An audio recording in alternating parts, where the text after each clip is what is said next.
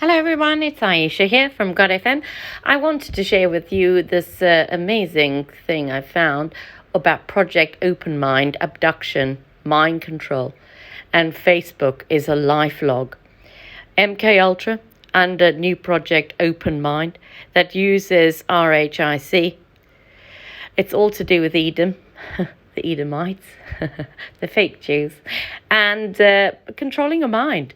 I've been saying for some time, if you've got a Facebook, I don't recommend it.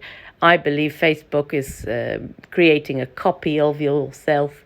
It monitors, watches you. Your phone also takes photos every 3 seconds of you. And it also can listen to your voice and create a whole conversation with your own voice and pretend to be you with their own agenda. So all of this is very interesting. I think a lot of people are waking up to the MK Ultra theme of things, and basically I think there's more people under MK Ultra than you realize. I think that everything is under the control of the Lord, and I think it's really interesting. So I want you to have a good listen to it. I hope you enjoy it. It's Aisha from God FM. Take care.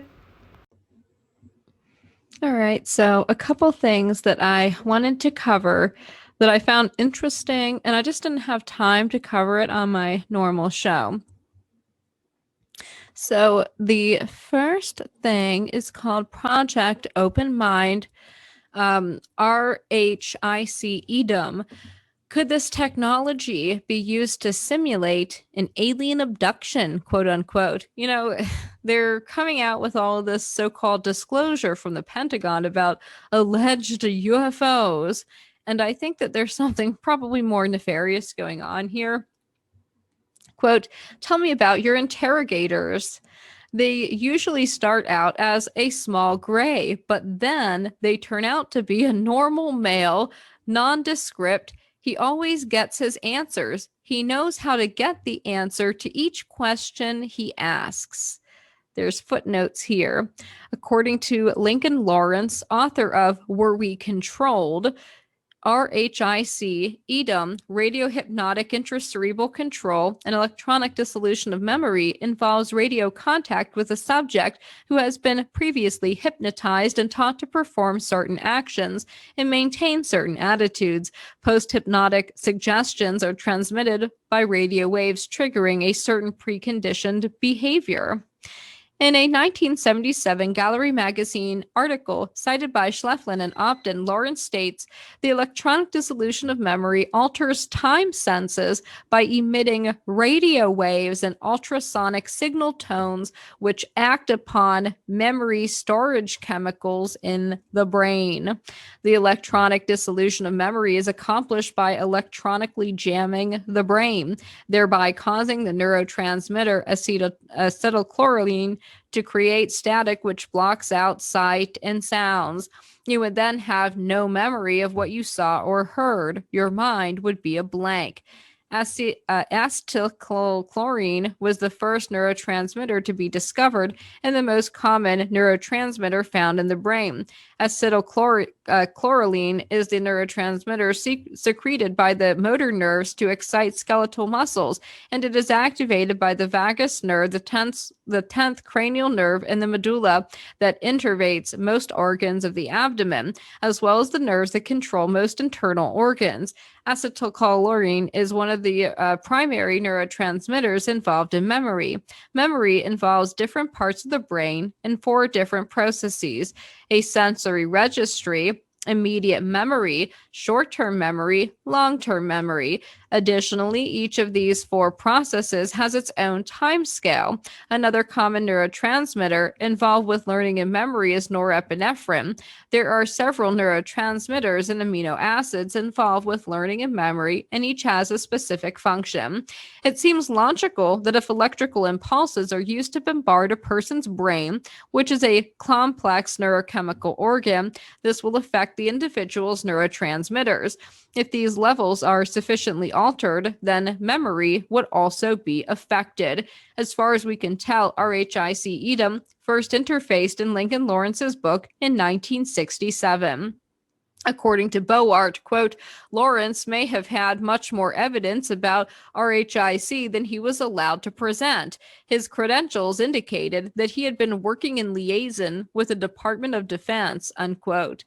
In 1975, a journalist named James L. Moore claimed he had been given secret documents by CIA personnel describing RHIC EDOM.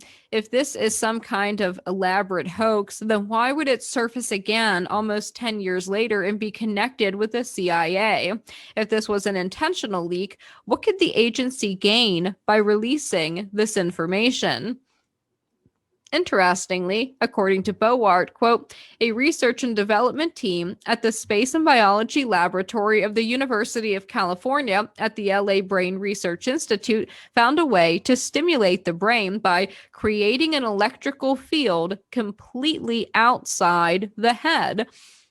Dr. W. Ross Addy simulated the brain with electrical pulse levels, which were far below those thought to be effectual in the old implanting technique. Also of importance to our discussion is that as early as 1975, scientists were also testing a primitive mind-reading quote-unquote machine and achieved positive results. If you think these technologies sound implausible, take a look at what we have today in the form of directed energy weapons, which emit highly focused energy, transferring that energy to a target to manipulate or damage it. And check out our references and links on this and related pages. Potential applications of this technology include anti-personnel weapon systems, missile defense systems, the disabling of vehicles such as cars, drones, jet skis, and electronic devices such as GPS devices and mobile phones.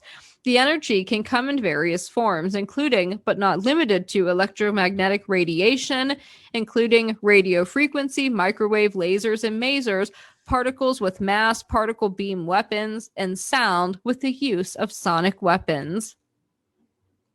So you can continue reading the rest of this.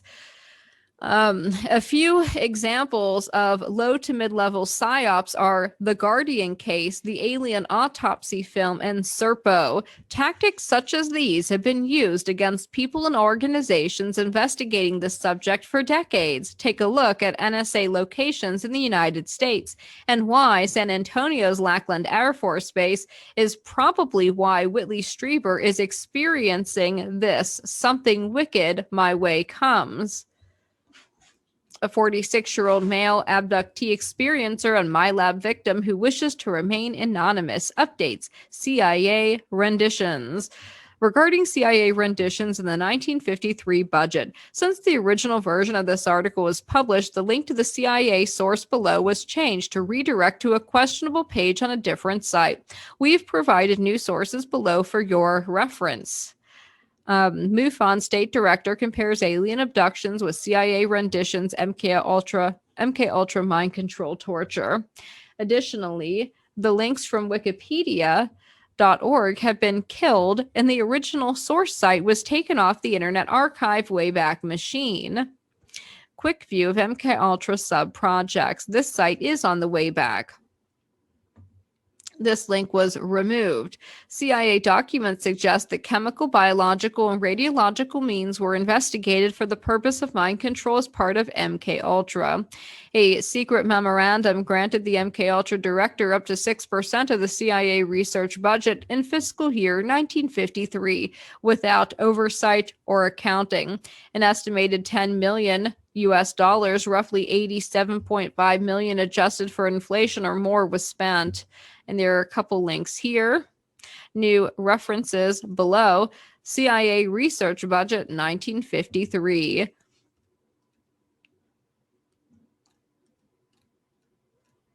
And we have book 1, Foreign and Military Intelligence. funding mechanisms for highly sensitive CIA research and development projects that study the use of biological and chemical materials in altering human behavior. The projects involved research to develop capability in the covert use of biological and chemical materials. This area involves production of various physiological conditions which could support present or future clandestine operations.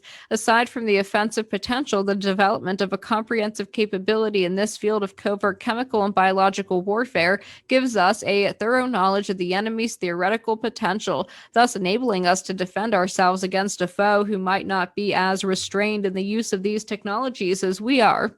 MK Ultra was approved by the DCI on April 13th, 1953, along with the lines proposed by ADDP Helms.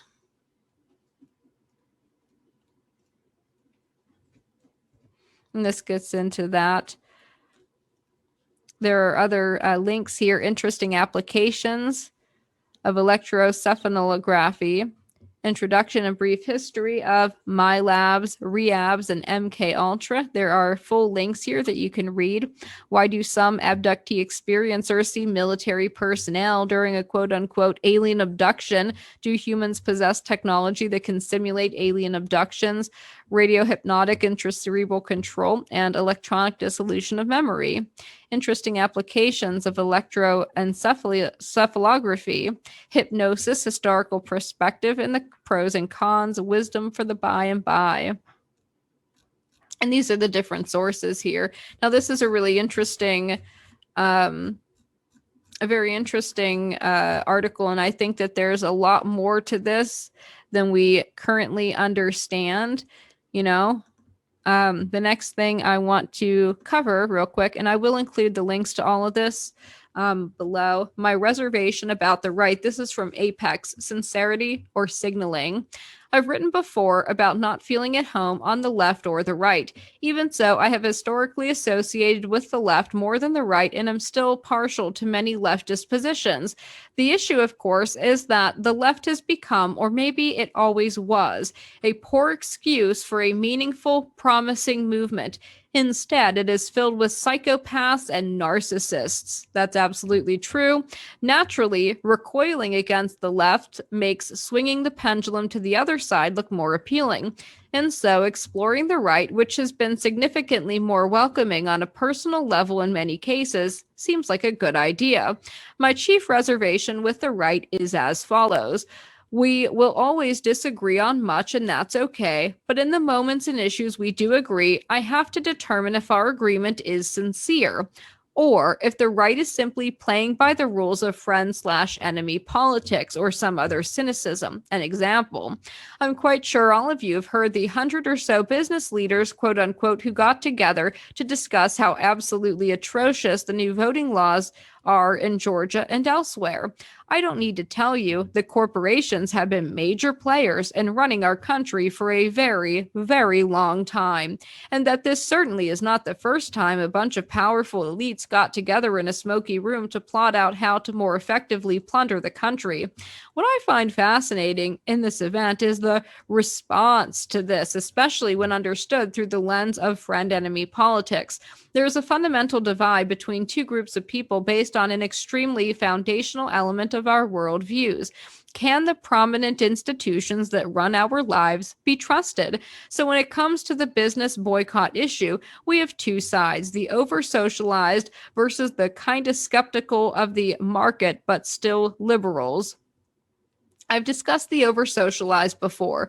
Put simply, socialization is a process by which individuals become accustomed to and internalize the norms, values, and ideologies of the society they live in.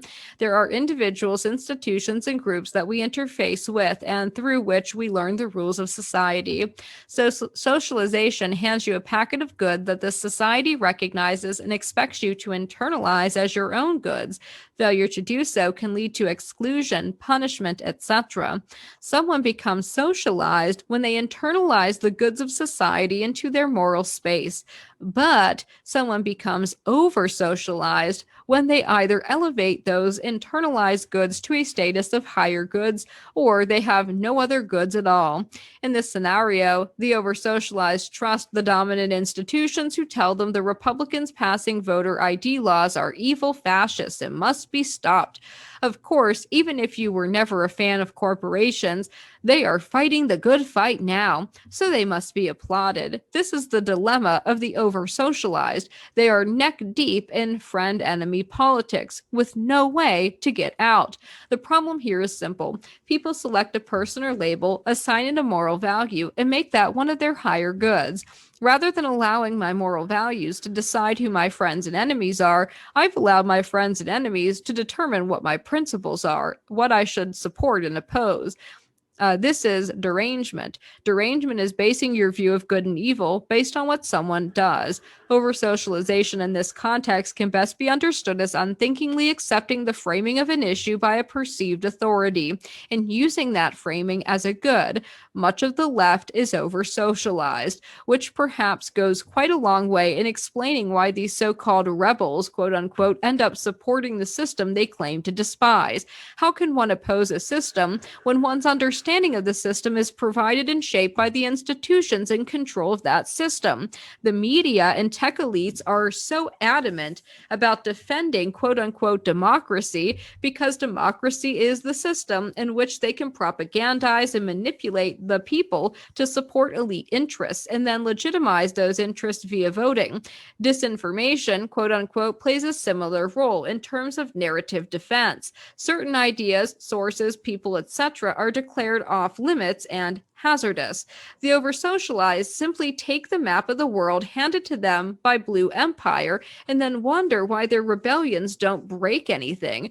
Perhaps because the map you are using isn't telling you the right places to rebel if you actually hate the system. But here we encounter a problem. The over-socialized do not appear to be the only ones playing by the friend-enemy politics rules. Recently, Josh Hawley has gone on yet another crusade, quote unquote, against big tech. Monopoly and liberty do not go together. Monopoly is the enemy of the people's freedom, he says.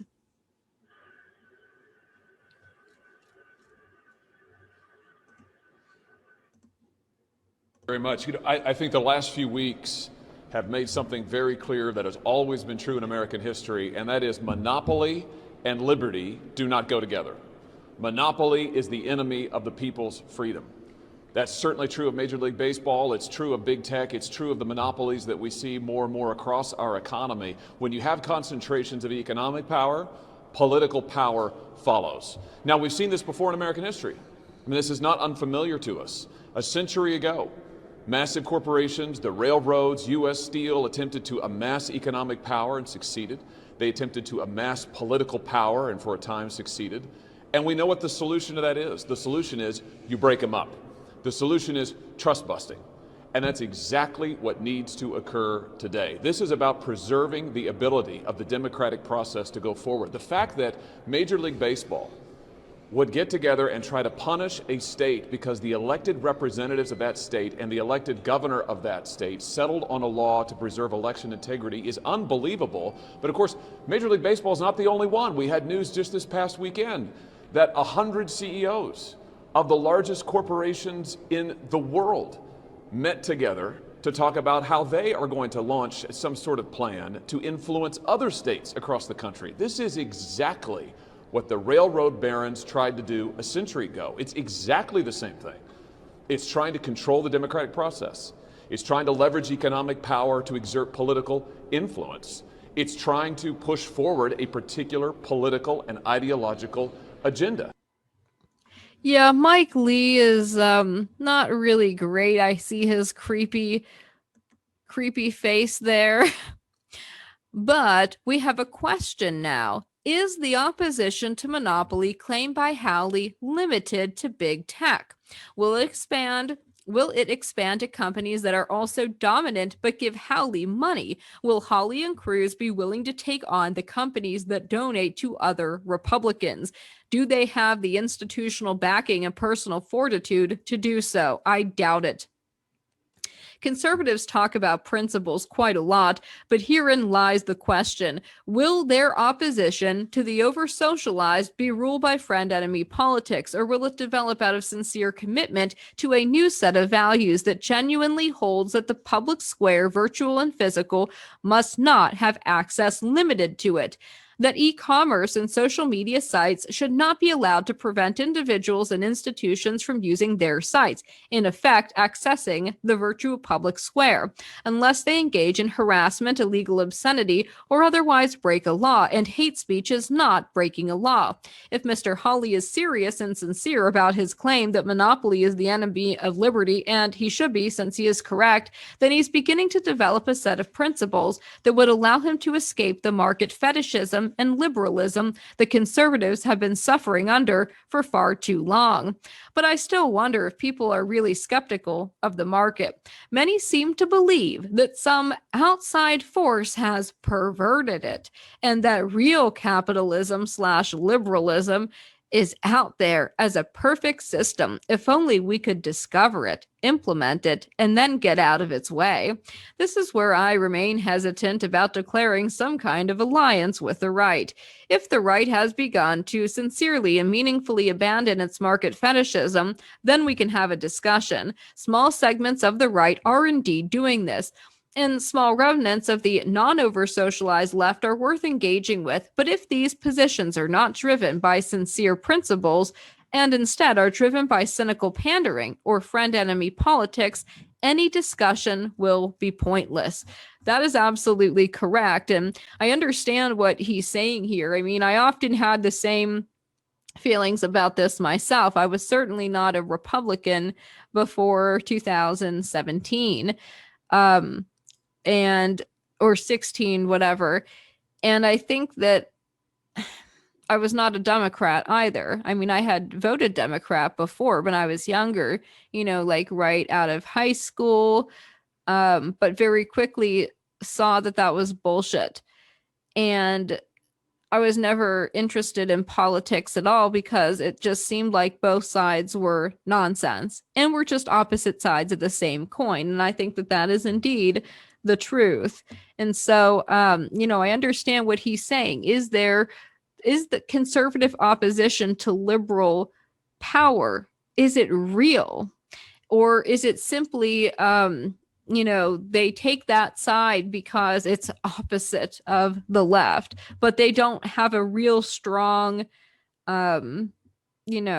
feeling about this either way. They're just doing it to be the different, or to be the opposite side of that. So I definitely understand what he is saying. And then finally, I just wanted to share this article from Limited Hangout. This is Whitney Webb's publication, The Military Origins of Facebook.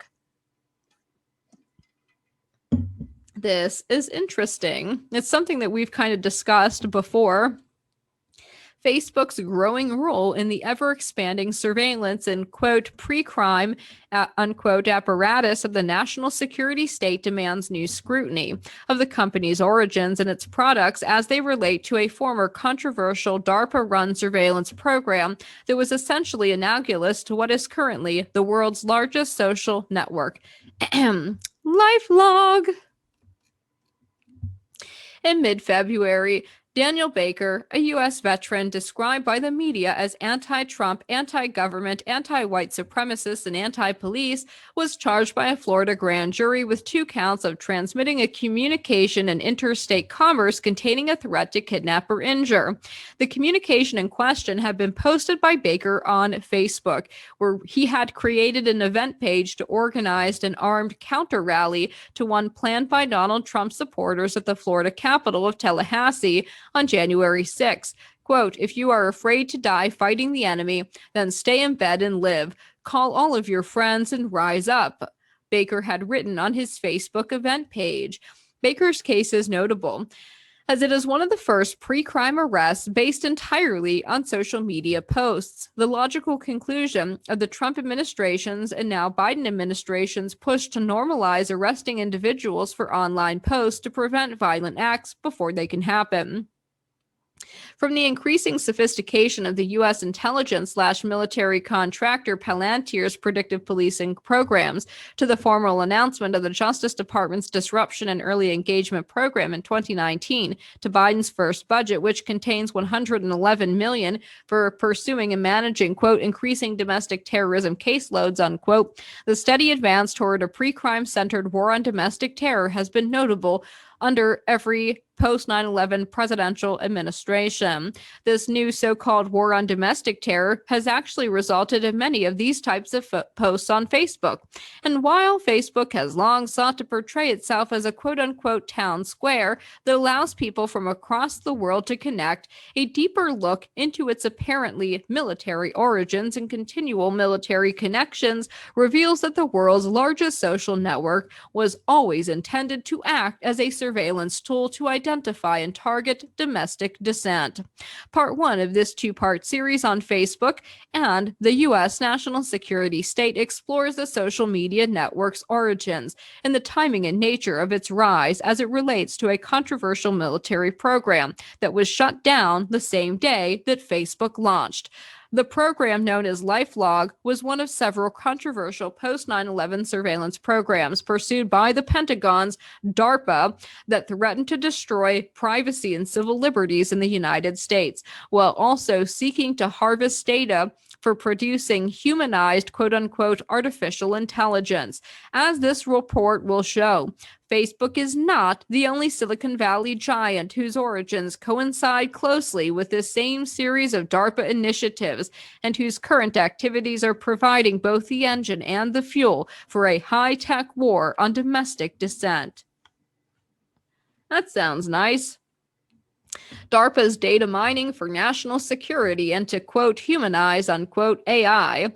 In the aftermath of the September 11 attacks, DARPA, in close collaboration with the U.S. intelligence community, specifically the CIA, began developing a, quote, pre-crime, unquote, approach to combating terrorism known as Total Information Awareness, or TIA.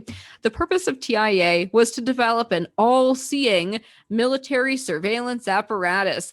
The official logic behind TIA was that invasive surveillance of the entire U.S. population was necessary to prevent terror attacks, bioterrorism events, and even naturally occurring disease outbreaks. The architect of TIA and the man who led it during its relatively brief existence was John Poindexter, best known for being Ronald Reagan's national security advisor during the Iran-Contra affair, and for being convicted of 5 felonies in relation to that scandal.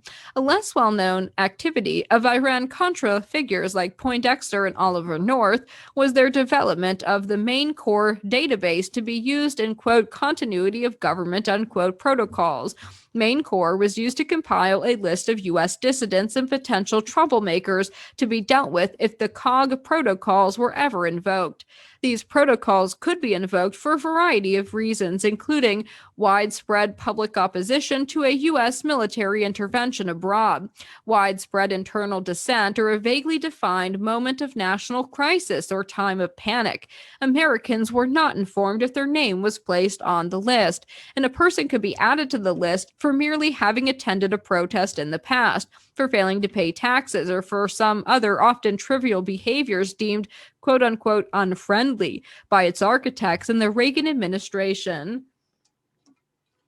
In light of this, it was no exaggeration when New York Times columnist William Safire remarked that with TIA, Poindexter is now realizing his 20-year dream, getting the data mining power to snoop on every public and private act of every American. The TIA program met with considerable citizen outrage as it was revealed to the public in early 2003. TIA critics included the American Civil Liberties Union, which claimed its surveillance effort would kill privacy in America because every aspect of our lives would be cataloged, with several mainstream media outlets warned that TIA was fighting terror by terrifying U.S. citizens. As a result of the pressure, DARPA changed the program's name to Terrorist Information Awareness to make it sound less like a national security panopticon and more like a program aiming specifically at terrorists in the post 9/11 era. And take a look at this logo. Oh my God. If that's not creepy, I don't know what is. The TIA projects were not actually closed down. However, with most moved to the classified portfolios of the Pentagon and U.S. intel community. Some became intel funded and guided private sector endeavors, such as Peter Thiel's Palantir, while others resurfaced years later under the guise of combating the COVID crisis. Soon after TIA was initiated, a similar DARPA program was taking shape under the direction of a close friend of Poindexter's, DARPA program manager Douglas Gage.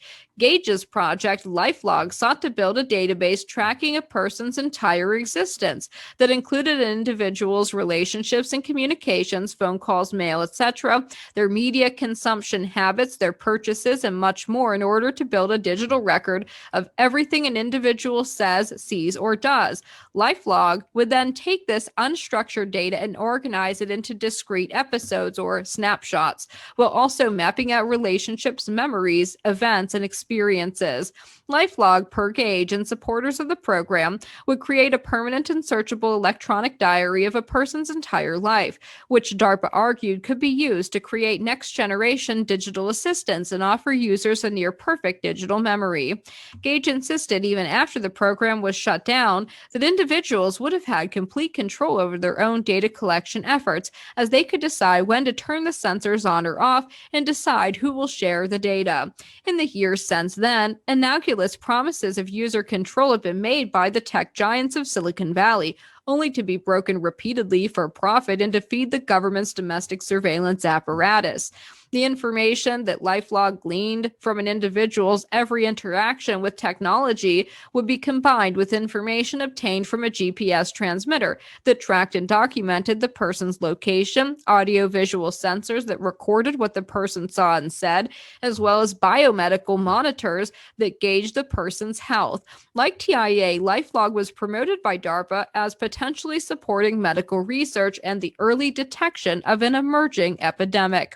Critics in mainstream media outlets and elsewhere were quick to point out the program would inevitably be used to build profiles on dissidents as well as suspected terrorists. Combined with TIA's surveillance of individuals at multiple levels, LifeLog went further by, quote, adding physical information like how we feel and media data like what we read to this transactional data. One critic, Lee Tien of the Electronic Frontier Foundation, warned at the time that the programs that DARPA was pursuing, including LifeLog, have obvious, easy paths to homeland security deployments. At the time, DARPA publicly insisted that LifeLog and TIA were not connected, despite their obvious parallels, and that LifeLog would not be used for clandestine surveillance. However, DARPA's own documentation on LifeLog noted that the project, quote, will be able to infer the user's routines, habits, and relationships with other people, organizations, places, and objects, and to exploit these patterns to ease its task, which acknowledged its potential use as a tool of mass surveillance. In addition to the ability to profile potential enemies of the state, LifeLog had another goal that was arguably more important to the national security state and its academic partners, the quote-unquote humanization and advancement of artificial intelligence. In late 2002, just months prior to announcing the existence of LifeLog, DARPA released a strategy document detailing development of AI by feeding it with massive floods of data from various sources.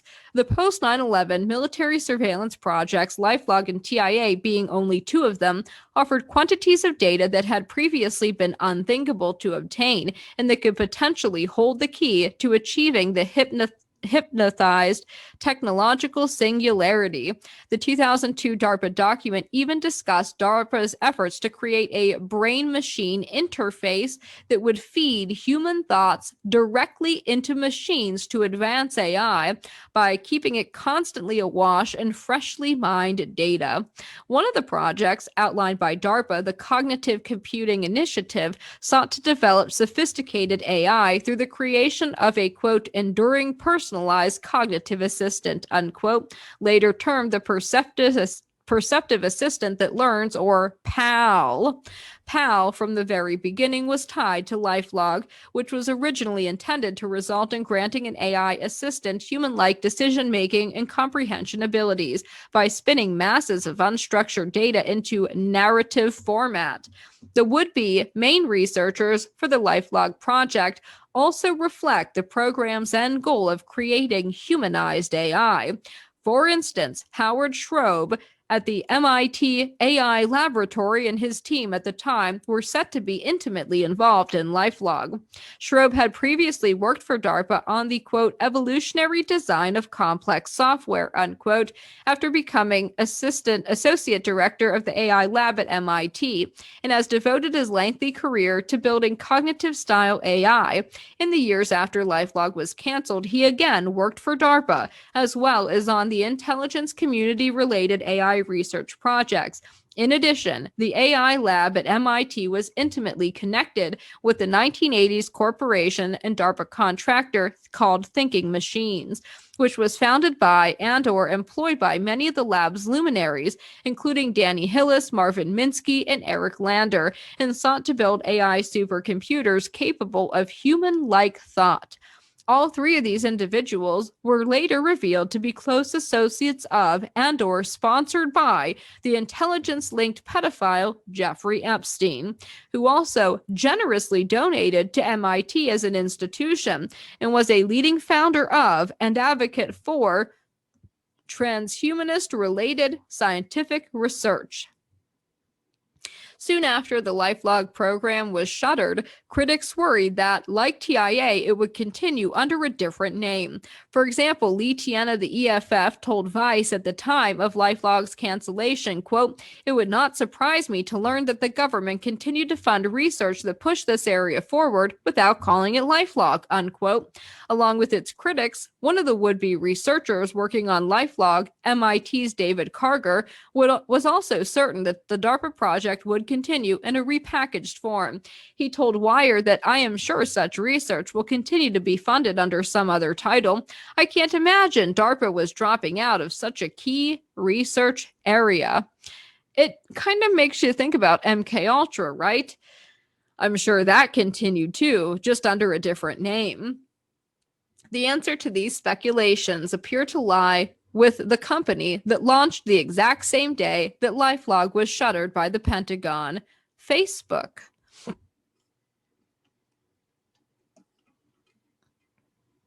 Teal information awareness. I'm going to leave off here. There's about, we're about halfway through this article, and there's a lot more to go. And as you can see, she's already indicated there's going to be a part 2 to this article. I will put the links for the 3 things we covered into the video description. And, when the second part comes out, I encourage everybody to go read it. Her publication is called Unlimited Hangout. You can find that there, and I hope that she releases this soon, because this is something that we've been researching for a while. How obvious is it that Facebook has the same abilities, I guess, as LifeLog? It's the same thing, right? Documenting an entire person's existence, looking at what media they're consuming, following them around, listening to them 24/7, and that is exactly what Facebook does.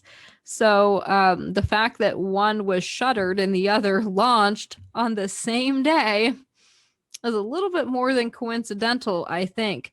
And so I think it's interesting that she's looking into this now. What I also find very interesting is the connection with a pandemic. We know that right before 9/11, there was a simulation done called Dark Winter. Dark Winter was done in June 2001. It was conducted then, and it's a pandemic simulation, very similar to the kinds of things that we're seeing now, thanks to COVID. So this seems to be a long-running agenda that was in the works well before 9/11, and they just need the right event that they can use to push this stuff out there, right? What we're seeing is an insane amount of mass surveillance. You can no longer call America a democracy or even a constitutional republic. That's not true at all. This is a totalitarian regime. They use propaganda to provide the veneer of popular support, but we all know that the people don't have a say in anything. That's obvious. So, I just thought it was interesting to cover that stuff today. And let me know what you guys think of this stuff and what your thoughts are on these articles. So there you are. Hope you enjoyed it. It's Aisha from God FM. If you wish to find us, please look for us on Podbean, Spotify, Amazon, Samsung, Chrome, Apple, and you can also find us on BitChute, Rumble. Some of our videos are on YouTube as well. You can find us on God FM Media on Telegram for all our videos. Also, for our sermons, our podcasts, you can find them all on Podbean. Just have to sign up for it. And if you wish to contact me, please do admin@godfm.org.uk. Have a good day, everyone. God bless you.